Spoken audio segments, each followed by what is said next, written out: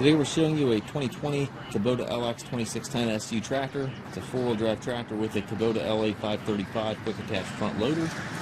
The tractor has approximately 100 hours on it. It is practically a new tractor. It does come with a balance of the factory Kubota warranty. It does have the skid steer cell quick attach for your bucket connection up here.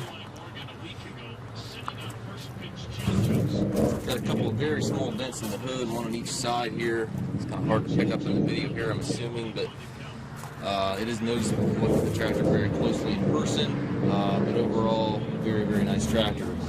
Still have the bridges here on the tires, so you see it's barely been driven. It's got the foldable rollover bar, 3-point hitch, drawbar, PTO, top link, everything's here. Perfect size for property maintenance. Anything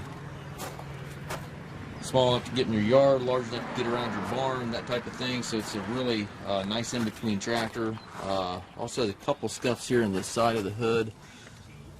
Again, not sure if you can pick that up in the video, but you got a couple scuffs right in this range right here. Very minor, obviously. 3 ranges in the hydrostatic transmission. Treadle pedal for forward and reverse on your hydrostat.